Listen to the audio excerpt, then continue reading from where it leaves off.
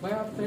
Navira Sheikh is the founder and CEO of Hira Group and also the national president of the All India Mahila Empowerment Party. Recipient of many awards of her work and dedication both nationally and internationally. Navira Sheikh life and activities is the testimonial to what women are capable of. Hira Group is a company and diversified operations in various sectors. शुरू अल्लाह के नाम से जो बड़ा मेहरबान निहायत रहम करने वाला है। आप सबको मैं वेलकम और मुबारकबादी पेश करती हूँ यहाँ पर आने के लिए। और अभी अभी शोरूम्स वगैरह सब खुले हैं और मगर मुझे ये बात पता चली है जिन लोगों ने मुझे फॉल्स एलिगेशन लगा के अंदर रखा वो लोग बगैर इजाजत के डोर्स तोड़कर गए ही, कुछ चीजें लेके गए ही, बहुत सारे चीजों को डैमेज भी किया है। अभी मैं टोटली चेक करके एक रिपोर्ट सुप्रीम कोर्ट को सबमिट करूंगी, सुप्रीम कोर्ट उसका फैसला करेगी। मगर उस नुकसान से हमारे कस्टमर पर कोई भी इन्वेस्टर पर इफेक्ट नहीं पड़ेगा, ये मैं गारंटी कहती हूँ। ट्रेड के बारे में तो नहीं बता सकती मगर हालात जो है वो सब आप समझ सकते हैं अच्छे तरीके से। और ऐसा ट्रेड भी है तो कोर्ट है, कोर्ट को हम अप्रोच हो जाएंगे। टोटल 29 FIR इंडिया के अंदर थे, केरला, महाराष्ट्र और तिरुपति आंध्र प्रदेश और तेलंगाना और जो है कर्नाटका, इतने जगह पर टोटल 29 FIR थे। अगर वो 29 लोगों की प्रोफाइल चेक कर लेंगे वो कौन है तो बिल्कुल मैटर एकदम क्लियर समझ में आ जाएगा। कोर्ट्स को ये समझ में आ चुका। प्रश्न ये हीरा ग्रुप के बारे में है तो हीरा ग्रुप के बारे में आप थोड़ा ज्यादा बताएंगे तो अच्छा रहेगा इन्वेस्टर्स के लिए। जी आप जी प्रेस मीट आप हीरा ग्रुप के बारे में जो है अभी हमारे बस मैं हीरा ग्रुप के बारे में तो पहले मैंने आप पूरी प्रेस मीट वही किया है और मैं अभी भी ये मेरे लोगों को यही मैसेज देना चाहूंगी कि हीरा ग्रुप मोर देन 100 टाइम जो है ज्यादा आगे बढ़ेगी और मुझे वो कॉन्फिडेंस है। और हीरा ग्रुप ने कभी कोई ना गलत किया है, ना स्कैम किया है, ना किसी को इसमें नुकसान होगा और जरूर हीरा ग्रुप के जो लोग हैं उनके लिए जो है फायदा ही फायदा रहेगा। और आइंदा हीरा ग्रुप के जो मार्ट्स वगैरह ही रमजान से पहले इंशाल्लाह खुल जाएंगे, मैं यही उनको खुशखबरी देना चाहती हूँ। और ये प्रेस मीट मैंने इसलिए रखा है कि आपके जरिए इंसाफ की आवाज को लोगों तक पहुंचाने के लिए। मैं नौहीरा शेख जो 1998 से हीरा ग्रुप को स्टैब्लिश किया है और मैंने इंसानियत के हुकूक के लिए, खासकर से औरतों के हुकूक के लिए, उनको एजुकेशनल और उनको इकोनॉमिक और बहुत सारे चीजों में ग्रोथ करने के लिए 25 साल तक मैंने मेहनत किया है। और मेहनत करके मैंने उनको इम्प्रूव किया है। नॉट ओनली एजुकेशन, हमारे वुमेन्स में खासकर से घरों में ये तकलीफ होती है कि वो हमेशा ये सोचते हैं, खासकर से मुस्लिम कम्युनिटी के जो औरतें हैं, जो महिलाएं हैं, वो ये सोचते हैं कि हमको कहीं भी कुछ नहीं करना है। तो उनको मैंने एम्पावर किया और उनको मैंने बिजनेस के प्रैक्टिसेस सिखाई और मैंने उनको बिजनेस किस तरह से करना, अपने सेल्फ पे कैसे रहना और किसी के साथ मजबूर नहीं होना, इस बात पर मैंने उनको एम्पावर किया। और मैंने 1998 में हीरा ग्रुप को स्टार्ट किया और उसके बाद कंपनी अननेचुरल नहीं, नेचुरली धीरे धीरे कंपनीज आगे बढ़े और आगे बढ़ने के बाद में कंपनीज इनकॉर्पोरेटर हुए और कंपनीज प्राइवेट लिमिटेड में और लिमिटेड में कन्वर्ट हुए। और इन कंपनीज पर जो बिजनेस चलता था वो एक लीगल प्रोसेस से बिजनेस चल रहा था। और ये कंपनी देखिए 2 साल 5 महीने कंपनी जो बंद रही उसमें कितना नुकसान हुआ। वो अभी से कई औरतों के लिए, इंडिया के लाखों के औरतों के लिए ये कंपनी एक कमाई का जरिया बनी थी और उनको एक जीने का जरिया बनी थी। टेक्सटाइल में, ज्वेलरी में, प्रोडक्ट में, फूड प्रोडक्ट में, सब कुछ। बस ये कंपनी बहुत स्मूथली चल रही थी। 1998 से 2008 तक इस कंपनी का ना कोई कंप्लेंट रहा, ना ये कंपनी पर कोई इल्जाम रहा। ये कंपनी स्मूथली 2018 तक ये कंपनी चलती रही। आज मैं प्रेस के जरिए से, मीडिया के जरिए से जो कुछ बातें हैं वो ये बताना चाहती हूँ। ये बहुत जरूरी है सारे हिंदुस्तान के बिजनेसमैन के लिए भी और सारे हिंदुस्तान के वुमेन्स के लिए भी और सब के लिए भी ये बहुत जरूरत है। उसके बाद में कुछ ब्लैकमेलर, कुछ सताने वाले लोग, कुछ एक्सटॉर्शन करने वाले लोग, उन्होंने इलीगल तरीके से हमसे जो डिमांड करते थे उन डिमांडों को हमने पूरा नहीं किया। तो उसके बाद वो लोग जो है कुछ एक छोटी सी बात, एक जीएसटी का छोटा सा प्रॉब्लम आने की वजह से कुछ दिनों तक कस्टमर को पेमेंट की पॉलिसी चेंज हुई। ना कंपनी ने कभी लॉस डिक्लेयर किया था, ना कंपनी ने कोई शोरूम को बंद किया था, ना कंपनी ने कोई ऑफिस को बंद किया था, ना कंपनी की सीईओ कहीं भागी थी, ना कंपनी कहीं पर गई थी। तो एक फॉल्स एलिगेशन लगाकर एक छोटा सा एफआईआर करते हैं और छोटा सा एफआईआर करके मुझे अरेस्ट कर लेते हैं विदाउट नोटिस। एक नोटिस भी नहीं दिया मुझे, क्या तुम इसको देना है क्या नहीं देना है। तो डायरेक्ट एक एफआईआर पे मुझे दिल्ली आके अरेस्ट करते हैं और अरेस्ट करके अंदर रखते हैं। जब मुझे सेशन कोर्ट बेल देती है तो फिर महाराष्ट्र से एक छोटा एफआईआर करके बुलाते हैं। यहाँ तक कि ऑफिशियल जो ईओडब्ल्यू है वो ईओडब्ल्यू के गाइडलाइंस को भी फॉलो नहीं हुए। उनके लिमिट्स क्या हैं, कितने पेमेंट पे एफआईआर कर सकते हैं, कितने फ्रॉड पर वो इन्वॉल्व हो सकते हैं, उन्होंने सोचा नहीं। 3 लाख पे, 2 लाख पे, 50,000 पे उन्होंने मुझे एफआईआर किया और टोटल इंडिया 2 साल 5 महीने मुझे जो है जुडिशियल कस्टडी में रखे। और इंडिया के सबसे बड़े क्रिमिनल को भी 14 डेज से ज्यादा पीसी में रखना अलाउ नहीं है। मगर मुझे एक औरत होने के बावजूद भी 8 मंथ्स, मोर देन 8 मंथ्स जो है पुलिस कस्टडी में अंडर प्रेशर रखे। एक ही सीईओ थी, एक ही कंपनी थी, वही क्वेश्चन था, वही बात थी, मगर बार बार 14 दिन कस्टडी में लेना, 7 दिन कस्टडी में लेना। इसका मतलब ये था कि जो एक्सटॉर्शन करने वाले थे, जो इसके पीछे हैं, वो ये चाहते थे कि मैं हमेशा अंदर रह जाऊं और वो मेरे प्रॉपर्टियों पर कब्जा कर ले और प्रॉपर्टियों पर जमा कर ले। मैं ये बात बताना चाहती हूँ कि जब ईओडब्ल्यू इकोनॉमिक ऑफेंस अगर इस तरह से करने जाएंगे तो इंडिया की इकोनॉमी टूट जाएगी। और चाहिए ऑफिशियल को कि वो एक बार चेक करते और फैक्ट को देखते, उसके बाद एक नोटिस देते और पूछते। जब इंसान को एक सवाल करिए, मैं इतना आप एमपीएल स्टार्ट किए थे जी पार्टी, जी। जब से आपको ये स्टार्ट हुआ, क्या आपको किसके ऊपर शक है, पॉलिटिकल प्रेशर? देखिए कि मैं एमईपी जो ऑल इंडिया महिला एम्पावरमेंट पार्टी स्टार्ट की थी वो इसलिए स्टार्ट की थी कि अभी भी हाल में आप देखें कि एक लड़की आयशा का ये हुआ और उसने सुसाइड किया।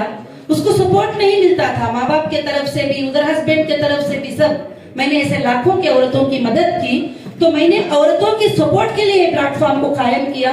कुछ पॉलिटिशियन को ये बहुत ही बुरा लगा कि मैं औरतों को लेकर एक पार्टी को कायम किया और पार्टी का नाम भी महिला एम्पावरमेंट पार्टी और जस्टिस फॉर ह्यूमैनिटी मैंने स्लोगन रखा और मैं इसके लिए पूरी जिंदगी फाइट करूंगी। आप तिरुपति में भी एक यूनिवर्सिटी बनाना चाह रहे थे, क्या वो कंप्लीट जी, तिरुपति में यूनिवर्सिटी नहीं, तिरुपति में हमारी कॉलेज और जो लड़कियों की है वो ऑलरेडी बहुत सालों से कंप्लीट है। 1000 से ज्यादा गर्ल्स जो है वहाँ पर तालीम हासिल कर रहे हैं। अभी कोविड-19 के सिचुएशन से वहाँ अभी भी तालीम जारी है, बच्चियों की ऑनलाइन पर पढ़ाई चल रही है और 400 से ज्यादा टीचर्स वहाँ पर बच्चियों को पढ़ाते हैं। और लड़कियों को वहाँ पर मैंने उन लड़कियों को जो पूर फैमिलीज के होते हैं, जो कभी भी पढ़ाना नहीं चाहते, उन लड़कियों को मैंने एम्पावर किया है और वो वहाँ पर भी 1998 से शुरुआत है और इंशाल्लाह वो चलता रहेगा।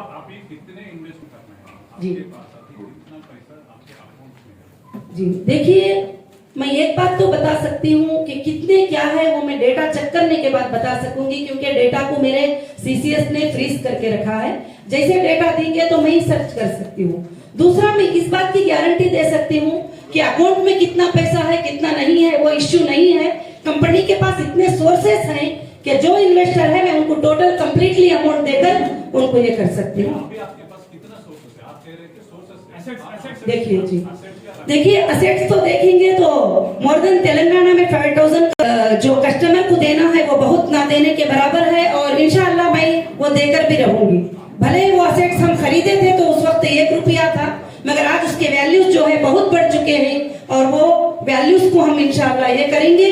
और दूसरी बात, जो भी मार्ट्स बने हैं वो हमारे ओन है, जो भी ऑफिसेस हैं वो हमारे ओन है, कहीं भी हमारे रेंटल लीज ऑफिसेस नहीं है, उसमें मेरे कस्टमर को मैं सेटिस्फाई कर सकती हूँ और उनको पूरा पेमेंट्स मैं अदा कर सकती हूँ। अभी तो पूरे आपको अभी आप बेचना चाहे तो भी नहीं कर सकते। जी, जब्त कर लिए और काफी प्रॉपर्टीज को सुप्रीम कोर्ट ने रिलीज कर दिया है, और बाकी का और भी एक फाइनल आर्ग्यूमेंट इंशाल्लाह होगा और मुझे इंसाफ मिलेगी। मुझे ये मालूम है क्यों कि जब हम देना नहीं चाहेंगे तो जब दूसरों को बेचने की इजाजत मिलती है, जब हम खुद देना चाहते हैं, देने वालों का पेमेंट कितना है वो सुप्रीम कोर्ट के नजर में है।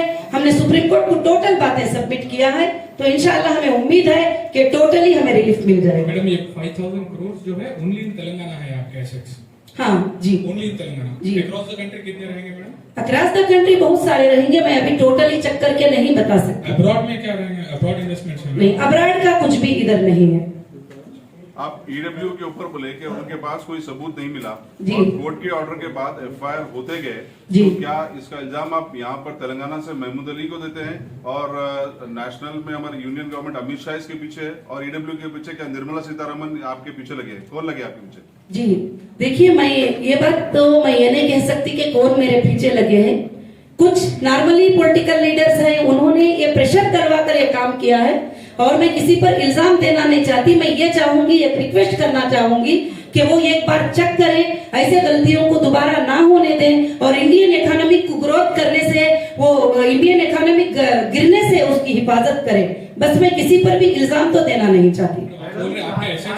और जो कौन है करके हम सुप्रीम कोर्ट में भी सबमिट कर चुके हैं, कौन हमारे पीछे है हम हाई कोर्ट में भी सबमिट कर चुके हैं, कौन हमारे पीछे है वो पूरा इंडिया जानता है। इंशाल्लाह बहुत जल्द आपके सामने भी फैसला आएगा। फैसला आने के बाद मैं आपको फिर से एक प्रेस मीट करके बताऊंगा। जो इनकम टैक्स में लीगल सबमिट किया हुआ है मैंने टोटल चीजें, उसको फिगर को जो है स्कैम बताकर हर पेपर में, मैं हर अखबार में ये बात देख रही थी। मैं चाहती हूँ कि फैक्ट को एक बार चेक करें, सच्चाई को एक बार चेक करें, क्योंकि ये ऐसा नहीं था जो बता रहे थे, और फैक्ट को हाइड करना चाहते थे, सच्चाई को छुपाना चाहते थे।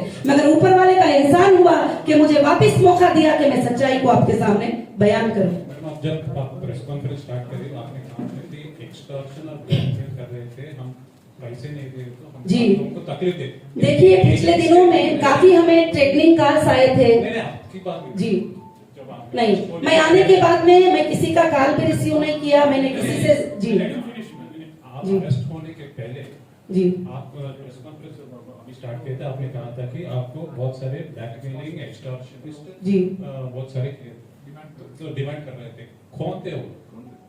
जो एफआईआर कराए थे वही थे, जो 2012 से मुझे सता रहे थे उनकी ही इमेज थे, और जो है जो भी ग्रुप था वो ओएसी साहब के तरफ से ही वो ग्रुप था जो मुझे सता रहा था, और हमेशा ट्रेडिंग कॉल्स करते थे, हमें बिजनेस करने नहीं देते थे। हमारे शोरूमों में जाने के वक्त में वहां पर कुछ इस तरीके के लोग आके खड़े हो जाते थे जो हमेशा परेशान करते थे हमारे लेडीज को, हमारे स्टाफ को। हमने कंप्लेंट भी किया बंजारा हिल पुलिस स्टेशन में, हमने कंप्लेंट भी किया हिमायत नगर पुलिस स्टेशन में, हमने कंप्लेंट किया, मगर वो कंप्लेंट पे कोई भी असर नहीं होता। 10 डेज में उनको क्लियर शीट मिल जाती है, ना इन्वेस्टिगेशन होता, ना उनको अरेस्ट किया जाता। तो फिर हमने छोड़ दिए और कोर्ट को जो है परफेक्टली कोर्ट में जो है वो चीज को ये करना शुरू किए, और जो जो हमें आए हैं वो ऑडियो के साथ और हम लोग प्रूफ के साथ, कॉलिंग रिकॉर्डिंग के साथ हमने कोर्ट्स में सबमिट किया है। कितना पैसे पूछे थे? कितना पैसे पूछे थे?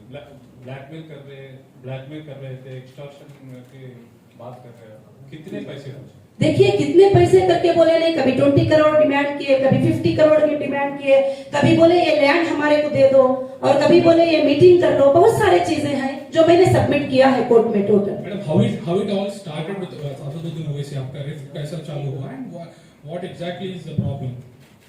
मुझे नहीं पता कि वो कैसे स्टार्ट हुआ, एकदम अचानक 2012 में मुझे सीसीएस ने बुलाया और कहा कि ओवैसी साहब ने डायरेक्टली आपके ऊपर एफआईआर किया है, कोई और नहीं, डायरेक्टली एफआईआर किया है। तो मैंने कहा कि वो तो हमारे इन्वेस्टर नहीं है और उनको मैं कुछ देना लेना भी नहीं है और उनका कुछ भी नहीं है, तो क्यों एफआईआर किया है मुझे तो नहीं पता। उसके बाद उन्होंने एक इन्वेस्टिगेशन किया और करने के बाद क्लियर शीट जो है उन्होंने कोर्ट को सबमिट किया सीसीएस ने। मैंने बोला कर लो इन्वेस्टिगेशन, मुझे कुछ भी बात नहीं है। तो उस वक्त में मुझे एंटीसिपेटरी बेल लेना पड़ा और मैंने एंटीसिपेटरी बेल सेशन कोर्ट से ली और जब से जो है आज तक भी ये मसला कहीं ना कहीं उठता आता है, मगर मैं कभी भी गलत कमिटमेंट करने वाले नहीं हूँ और कभी भी सेटलमेंटों के लिए कबूल करने वाली नहीं हूँ। मैं इंशाल्लाह लीगल फाइट करने वाली हूँ। मैं लीगल फाइट करके कोर्ट से मैं इंसाफ लेके रहूंगी। Madam, are you going to Kukatpally police station every Monday? जी बिल्कुल, एवरी मंडे मैं कुकटपल्ली पुलिस स्टेशन जा रही हूँ और मैं साइन कर रही हूँ। मैडम आपको इंटरनेशनल वुमेन का अवार्ड मिला है। देखिए अभी मैं कंपनी की मीटिंग रखी हूँ, तो इसमें आप जो भी हमारे कंपनी के ताल्लुक से है उसके सवाल कर सकते हैं। मैडम, जो ग्रुप है अभी मैंने क्लियर कर दिया है मैटर भी आपके ज्यादा क्वेश्चन करने से, मगर जो है आप उसमें पूछ सकते हैं। कौन कौन होगा ग्रुप में? वो किसी का आप पर्टिकुलर नाम बोलेंगे कि 20 करोड़ किसने मांगा आपसे? जी देखिए, मैं नाम वगैरह सब पर्टिकुलर नहीं बात कर सकती हूँ। अभी जो है आप कोर्ट में उसका एक प्रिंट आउट लेंगे तो मैं कोर्ट में सारी चीजें सबमिट की हूँ। Excuse me, ma'am. Ji Just now you said that you went to not going to Kukatpally, but Supreme Court has given unconditional bail. जी बिल्कुल, जो है उसके पहले जो है मैं वीकली जो जाकर साइन कर रही थी उस पर मैं बात किया, जो कंडीशन सुप्रीम कोर्ट ने मुझे दिया था इससे पहले वाले ऑर्डर। अभी इस बार के ऑर्डर का मैं नहीं कर रही हूँ बात।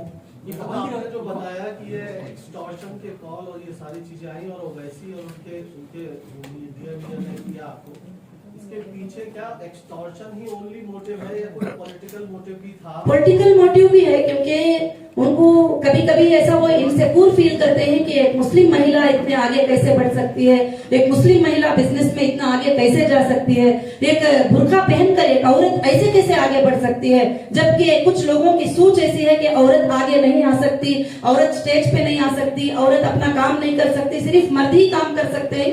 तो ऐसे लोगों को तकलीफ हुई, मगर आज भी देश में मेरे काफी भाइयां मेरे साथ हैं जो एक बहन की इज्जत करने वाले, एक माँ की इज्जत करने वाले, एक बेटी की इज्जत करने वाले, उन भाइयों के सपोर्ट से, उन बहनों के सपोर्ट से मैं काफी आगे अल्हम्दुलिल्लाह बढ़ सकती हूँ। कॉन्स्टिट्यूएंसी से भी आप कुछ प्लान कर रही थी क्या? Madam, will you revive your party, political party? जी पॉलिटिकल पार्टी रिवाइव करेंगे आप? अभी मैंने पॉलिटिकल पार्टी के बारे में अभी कोई इलेक्शन सामने नहीं है, तो मैंने कुछ डिसीजन नहीं लिया है। जब इलेक्शन आएगा मैं डिसीजन लूंगी। मैम, क्या ये हैदराबाद कॉन्स्टिट्यूएंसी से, जो हैदराबाद लोकसभा सीट है, उसमें आप कुछ प्रयास कर रही थी क्या इस तरह से? जी जी, इस वजह और से मैं इलेक्शन कमीशन से जो है टोटल लोकसभा सीट के लिए, असेंबली सीट के लिए अप्रूवल ले चुकी थी तेलंगाना के लिए। और आप चेक करते हैं तो 10th को मेरा एक प्रेस कॉन्फ्रेंस हुआ था 10 अक्टूबर को, जिसमें मैंने अनाउंस किया था कि मैं जो भी तेलंगाना के 119 या 25 सीट्स है उसमें मैं मोर देन 100 सीट्स पे कंटेस्ट करूंगी और मैं 10th को अनाउंस करती हूँ और 14th को अरेस्ट होती हूँ। बस यही बात। सुप्रीम कोर्ट ने जिस वजह से आपको छोड़ा है, किसी को आपने अभी तक छूटे जब से अब तक किसी एक विक्टिम को या जो है आपके इन्वेस्टर को मुलाकात की है? सुप्रीम कोर्ट ने मुझे जिन को पेमेंट किया है आपने? यस, और मैंने जो है सुप्रीम कोर्ट ने जिन को डीडीज जमा करने का हुक्म मुझे दिया है, मैंने सबको डीडीज जमा किया है। सुप्रीम कोर्ट ने जो एजेंसियों को डीडीज डिपॉजिट करने का कहा है, मैंने डीडीज डिपॉजिट किया है। और सुप्रीम कोर्ट ने जो कंडीशन दिया था, मैंने 100% कंप्लीट करके फिर सुप्रीम कोर्ट के सामने पेश हुई थी। कितने विक्टिम्स को जो है पैसा दिया है आपने अभी तक? कितने करके नहीं, जो कोर्ट में जो एफआईआर था, जो अमाउंट था, उस अमाउंट को हमने टोटली डीडीज जमा किए हैं। 29 एफआईआर पे क्या अमाउंट था वो हमने जमा किए। अभी आपको कुछ सिक्योरिटी थ्रेट है क्या? उसके बाद उसके लिए एक बदनामी का ये उठाते हैं, एजेंडा उठाते हैं। उसके बाद हीरा ग्रुप ऑफ कंपनीज के जो लीगल टीम थे, तेलंगाना हाईकोर्ट में एक रिट पिटीशन डाले और रिट पिटीशन डालने के बाद तेलंगाना हाईकोर्ट दिसंबर 1923 को जो है एक जजमेंट पास किया कि ये एफआईआर इलीगल है और ये एफआईआर अनकॉन्स्टिट्यूशनल है और इस तरह से कंपनी एक्ट में एफआईआर नहीं कर सकते और इसमें जो है लोकल पुलिस इन्वॉल्व नहीं हो सकती। ये सेंट्रल एजेंसी जो है इसको चेक करेगी। एसएफआईओ को जो है टोटल चीजों को फॉरवर्ड किया। उसके बाद भी मुझे बाहर आने नहीं दिए, दूसरे स्टेट को बुलाए, क्योंकि एक स्टेट में तो हो गया तो दूसरे स्टेट को बुलाओ। और जब कहीं से कहीं नहीं मिलता है तो और एक एजेंसी को दे दो, और एक एजेंसी को दे दो। इस तरह से कंपनी को डैमेज करने की पूरी कोशिश की। आज मैं प्रेस मीट के जरिए मेरे देश के पूरे महिलाओं को और मेरे सारे औरतों को जो एम्पावर हुए हैं, जो मेरे सारे हीरा ग्रुप के मेंबर को मैं ये खबर देना चाहती हूँ कि कंपनी कभी भी भागी नहीं है, ना भागेगी। और कंपनी आज भी उनके पेमेंट्स को देने के लिए रेडी है और तैयार है। और यहाँ तक के डेटा सेंटर, जबकि पुलिस को उसकी कोई जरूरत नहीं थी, उसको जाके डैमेज किया और उसको उठा कर लेके गए सारे चीजें भी। और यहाँ तक जब मुझे अरेस्ट किया तो 2 दिन में ना कोर्ट का ऑर्डर था, कुछ नहीं, पूरे शोरूम्स में जाके नोटिस लगा दिए, घरों पे नोटिस लगा दिए और बंद करा दिए। जो company more than 100 crore income tax पे करती है, जो सीईओ अरेस्ट होने से 1 महीने पहले जीएसटी पे करती है, जो कंपनी को चलाने वाली ये सब चीजें अदा करती है, कंप्लीटली जो लीगल फॉर्मेलिटीज है उसको टोटल कंप्लीट करती है। तो अगर इस तरह से 2 लाख का, 25 लाख का, 10 लाख का पेमेंट बोलकर, वो भी लीगल ट्रांजैक्शन जो हुआ उस पेमेंट को लेकर अगर फ्रॉड एलिगेशन लगाकर ऐसा सीईओ को, कंपनी चलाने वालों को अरेस्ट करेंगे तो इंडिया की इकोनॉमी तो टोटल टूट जाएगी। आज मेरे साथ की नहीं, जब मैं अंदर थी तो काफी लोगों को देखा कि कंपनीज चलाने वालों के साथ, बहुत सारे लोगों के साथ भी ऐसे चीजें होते आते हैं। तो मेरा रिक्वेस्ट यही है, जो लोग कंपनीज के पीछे लगते हैं, जो एक्सटॉर्शन करते हैं, जो डिमांड करते हैं, उनको मौका ना दें। और मैं ये आवाज देना चाहती हूँ कि फाइनेंस मिनिस्ट्री तक मेरी आवाज पहुंचे कि इनके ऊपर एक स्टेप ले कि बिजनेस को गिराने के लिए, इंडियन इकोनॉमी को तोड़ने के लिए ये चीज जो है बहुत ज्यादा मुश्किल वाली होती है। तो हम सबको आराम से बिजनेस करने दे, जो लीगल बिजनेस करते हैं। तो फिर अल्हम्दुलिल्लाह अल्लाह के फजल से जो है हाईकोर्ट ने ये ऑर्डर दिया। उसके बाद हमने रिट पिटीशन जनवरी 2018 को हमने सुप्रीम कोर्ट में रिट पिटीशन डाला और तमाम पार्टियों को हमने रिस्पोंडेंट बनाया और ईडी को रिस्पोंडेंट बनाया, एसएफआईओ को रिस्पोंडेंट बनाया। जो स्टेट, महाराष्ट्र होम डिपार्टमेंट को, कर्नाटका होम डिपार्टमेंट को, केरला होम डिपार्टमेंट को, आंध्र प्रदेश होम डिपार्टमेंट को रिस्पोंडेंट बनाकर जब रिट पिटीशन हमने डाला तो जजेस को हमारे बिजनेस का मॉडल समझ में आया और जजेस को समझ में आया कि हम क्या बिजनेस करते थे और हम कहीं भी इलीगल वे में काम नहीं करते थे और लीगल वे में करते थे। मैं पहले भी जब अरेस्ट किए थे उस वक्त भी चैलेंज की थी कि मैं कोई गलत काम नहीं की हूँ, ना मैंने कोई स्कैम किया है, ना मैंने कोई फ्रॉड किया है। चलते हुए बिजनेस से तुमने मुझे उठाकर फ्रॉड साबित करना चाहते हो, मगर आप जितने साल चाहे इन्वेस्टिगेशन कर लो, मेरा कोई ऐसा इंटेंशन नहीं है। मैं आज भी उस बात के ऊपर कायम हूँ और बहुत ही खुशी हुई जब सुप्रीम कोर्ट ने हमारे अकाउंट को डिफ्रीज करने का, हमारे प्रॉपर्टीज को, ईडी को हटाने का और ये बहुत सारे ऑर्डर सुप्रीम कोर्ट ने जब दिए तो मैं बड़ी खुशी के साथ आज ये प्रेस मीट कर रही हूँ। और आगे चलकर ये कंपनी लाखों की औरतों के लिए, लाखों के स्कूल के स्टूडेंट के लिए, लाखों के कॉलेज के स्टूडेंट के लिए, लाखों के लोगों के लिए, इंसानियत के लिए ये कंपनी जरूर से जरूर काम करेगी। और मैं सैल्यूट करती हूँ कि इंडियन कॉन्स्टिट्यूशन को, इंडियन लॉ को, कि ये जो है हमको इतना सेफ करता है कि चाहे कोई कुछ भी इल्जाम लगा ले, चाहे कोई भी कुछ चार्जशीटें डाल ले, जब तक के एविडेंसेस पेश नहीं करते वो सब के सब चीजें इनवैलिड होते हैं। और मैंने लीगल में यही देखा है कि मुझे उम्मीद थी कि मुझे इंडियन लॉ से जरूर हमारे कॉन्स्टिट्यूशन के लॉ से मुझे इंसाफ मिलेगी। आज मुझे इंसाफ मिल के रही, सेशन कोर्ट से लेकर, हाई कोर्ट से लेकर सुप्रीम कोर्ट तक इंसाफ मिल के रही। और हमारी लीगल टीम का भी मैं शुक्रिया अदा करती हूँ कि जिन्होंने स्ट्रांगली इस काम को किया और फाइट किया। आज भी फाइट जो है जारी है और चल रही है।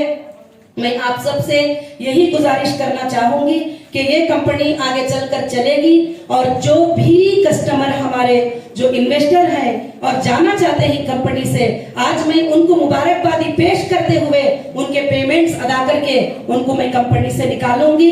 और दूसरी बात, जब सुप्रीम कोर्ट ने कहा कि जो लोग हीरा ग्रुप के साथ ट्रस्ट के साथ रहते हैं उनको लेकर आप बिजनेस करो, तो उसी तरह से जो लोग मेरे साथ ट्रस्ट के साथ रहते हैं मैं उनके लेकर बिजनेस करूंगी और कंपनी और न्यू पॉलिसीज लाएगी और कंपनी और भी ज्यादा तेजी रफ्तार से ये कंपनी चलेगी। जो हमारे माल 2 साल 5 महीने बंद करके रखे, तो मैं यही पूछना चाहती हूँ कि में आप साजिश कर रहे हैं, पीछे लोग थे, आप जी। उनका नाम ले रही हैं, आप बोल भी रही हैं कि पीछे लोग थे जिन्होंने ये किया, 2.5 साल आप जेल में रही उसकी वजह से, जी। कौन लोग हैं उनके नाम बताइए ना।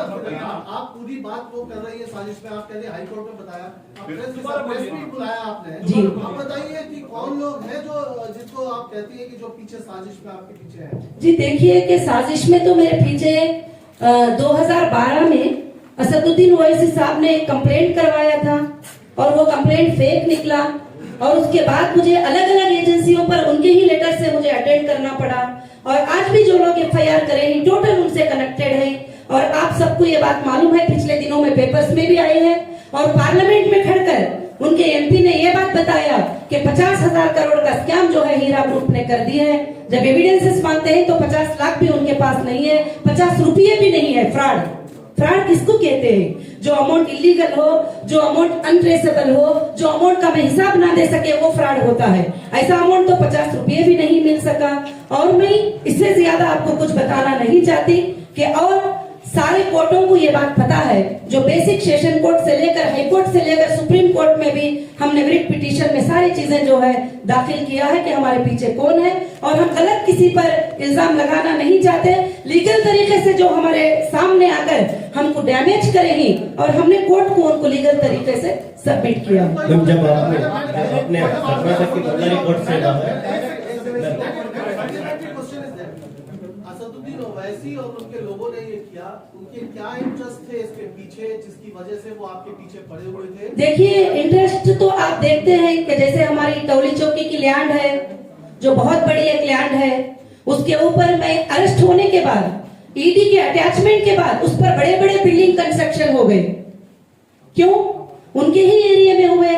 बाकी मेरे प्रॉपर्टीज बंजारा हिल में है, बाकी मेरे हाफिजेस बंजारा हिल्स में है, बाकी मेरे प्रॉपर्टीज कुकटपल्ली में है, बाकी मेरे प्रॉपर्टीज हर जगह है। वहां पर कोई हिम्मत नहीं कर सके डोर के तरफ नजर भी उठाने की, मगर उनके एरिया में जो है वहां पर मेरे घरों में घुसे और जैसे HS रेसिडेंसी है और बहुत सारे जगह पर वहां पर मेरे चीजों पर जुल्म के साथ जो है उस पर प्रॉपर्टीज पर कंस्ट्रक्शन किया गया, बहुत सारे जुल्म हुए। और मैं जो अंदर जो तकलीफ पहुंची है वो मैं आपके सामने खुलकर नहीं बता सकती। जो उतनी तकलीफ मुझे 2012 से लेकर 2018 तक जो दिए और 2018 से 2021 तक जो तकलीफ को मैं फेस की हूँ वो सिर्फ मेरा अल्लाह जानता है और मैं जानती हूँ। और आप समझ सकते हैं कि एक औरत पर इतना बड़ा प्रेशर होगा तो उसके लिए कैसी तकलीफ होगी। मैडम आपका कहना है कि इसके पीछे जी मुझे देखो उनके पीछे मैंने कभी नहीं सोचा था कि वो मेरे पीछे होंगे, मगर उनके लीगल FIRs, उनका साइन, उनके डॉक्यूमेंट्स, उनके परफेक्ट चीजें देख करके जैसे FIR में कहते हैं इनको चेक करो, ये कंपनी ऐसी है, ये फ्रॉड है, फलाना है। अब जहाँ FIR कराते हैं वो सारे एरियाज में उनके लोग होते हैं और वहां पर मुझे गलत बातें जो बैठकर YouTube पे बदनाम करते हैं वो लोग भी उनके लोग हैं। तो जब मैं फाइनल यही करूंगी, जो मेरे सामने नहीं आए मैं उन पर किसी पर भी इल्जाम लगाना नहीं चाहती। जब आपको अरेस्ट किया गया तब से सुप्रीम कोर्ट का ऑर्डर से रिजाइन कर चुके हैं। जी हीरा गोल्ड विक्टिम एसोसिएशन जो बनाए थे वो रिजाइन कर चुके, तो आपसे कुछ बातचीत हुई थी क्या? जी मुझे कुछ भी मेरे से बातचीत नहीं हुई और कौन रिजाइन किए हैं, कौन विक्टिम एसोसिएशन मुझे पता भी नहीं, क्योंकि विक्टिम एसोसिएशन रखने का परमिशन कौन सी एजेंसी से मिला है? जब एजेंसीज लोगों को बुला रहे हैं, गवर्नमेंट के ऑफिसर्स लोगों को बुला रहे हैं, तो विक्टिम एसोसिएशन आप किसी के भी नाम का लेकर लोगों को यूज करके खोले तो आज कोर्ट में फैसला होगा उस बात का, इंसाफ होगी कोर्ट में उस बात की कि गलत तरीके से जो लोग विक्टिम एसोसिएशन बनाकर लोगों को पैनिक क्रिएट करके लोगों को गलत मैसेज देके जो किए वो सारा डेटा हमारे पास है, कोर्ट में क्लियर होगा ये मैटर। जब आपको अरेस्ट किया गया तब से सुप्रीम कोर्ट का ऑर्डर आने तक आपके और आपके लोगों ने पॉजिटिव और नेगेटिव दोनों चीजें मीडिया में फैला रहे थे। जी जब सुप्रीम कोर्ट का फैसला आ चुका था जी। तो हमने कहा किधर भी नहीं देखा मीडिया में आपका ये जो भी सुप्रीम कोर्ट का ऑर्डर आया था जी। कि कवरेज ज्यादा नहीं मिला। जी। हम लोग इसको क्या समझेगा? मैं तो उसके बारे में कुछ नहीं समझती, क्योंकि वो मीडिया की मर्जी होती है, जब चाहे जो चाहे वो छापे। और सुप्रीम कोर्ट का जब पॉजिटिव रिजल्ट आया, हाई कोर्ट का रिजल्ट भी आया, वो भी मैंने कहीं भी नहीं देखा।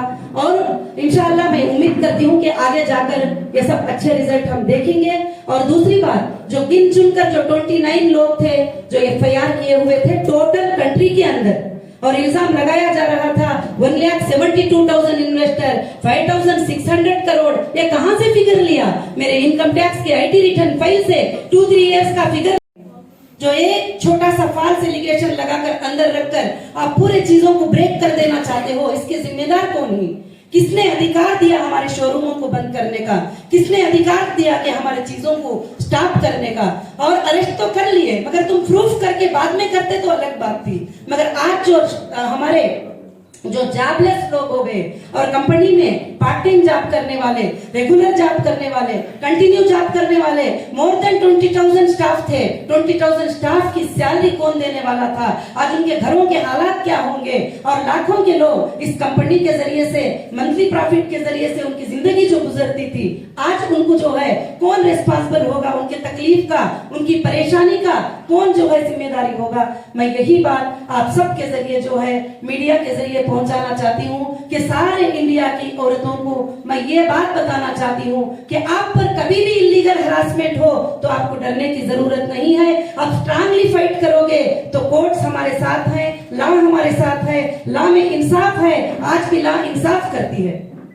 मुझे बहुत सारे लोगों ने बताया अब कैसे इंसाफ होगी, आप तो मुसलमान है, आपके मेंबर भी मुसलमान है, आपके फलाने भी मुसलमान है, मुसलमान को कैसे इंसाफ मिलेगी? मैंने कहा नहीं, हम हिंदुस्तान के नागरिक हैं, हम सेकुलर कंट्री में हैं, मुसलमान को, हिंदू को, सारे लोगों को बराबरी का हक है, जरूर मुझे इंसाफ मिलेगी। वो मेरा कॉन्फिडेंस और भी बढ़ गया कि जरूर हम सबको इंसाफ मिलेगी। तो मैं यही आवाज देना चाहती हूँ कि लीगल वे से हमको जरूर से जरूर इंसाफ मिली है।